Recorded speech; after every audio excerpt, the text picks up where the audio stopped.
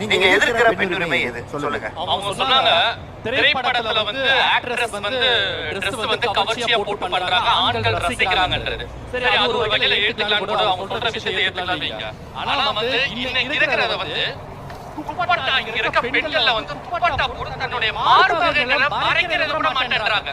அப்படியே வராங்க.